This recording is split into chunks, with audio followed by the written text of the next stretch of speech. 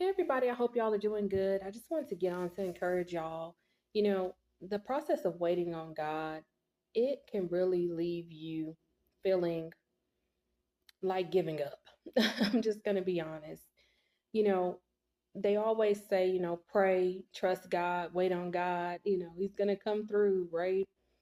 And then days go by, weeks go by, months can go by, for some of you, even years. And it's like, God, where you at?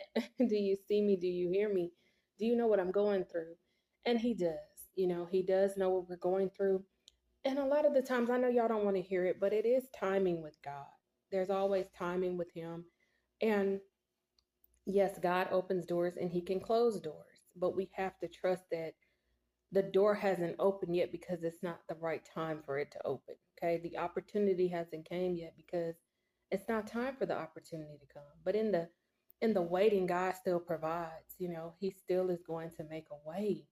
And for some of you, you don't have family to fall back on. You don't have a support system. You don't have friends. A lot of us are like David. We're in a cave season, right? We're in isolation. We're in the wilderness. And so in those seasons, and yes, David did have Jonathan, but in those seasons, it's just us and God. It's God stripping us of the familiar. It's God stripping us of our comfort, our safety, right? We're no longer able to run to the people that we used to run to, the things that we used to do, the foods that we used to eat. So for many of you, you may be in a season now of fasting, and God has you fasting regularly. He's crucifying your flesh. You got to get that flesh out of the way in order for the spirit to fully be evident in your life. Waiting on God does not mean that you don't put in the effort. Waiting on God does not mean you don't create the YouTube channel, you don't write the book, right? You don't fill out the job applications.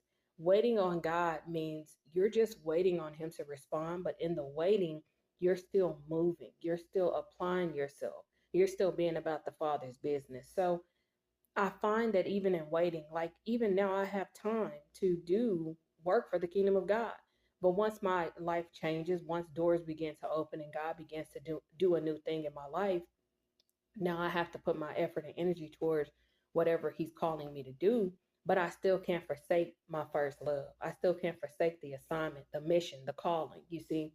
And so waiting on God still means you have to pray. You may still have to go into spiritual warfare. The attacks don't stop just because you're waiting on God. They can even intensify because now you're being obedient. You're not going ahead of God.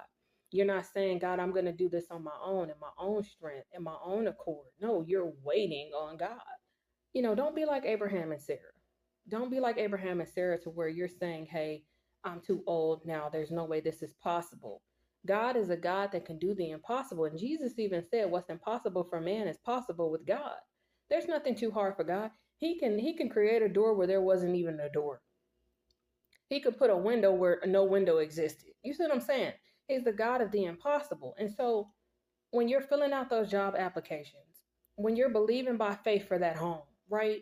You're praying and saying, God, I need a vehicle. I'm tired of walking. I'm tired of being isolated, being in this house. I don't have any transportation, right? You're tired of your funds being low.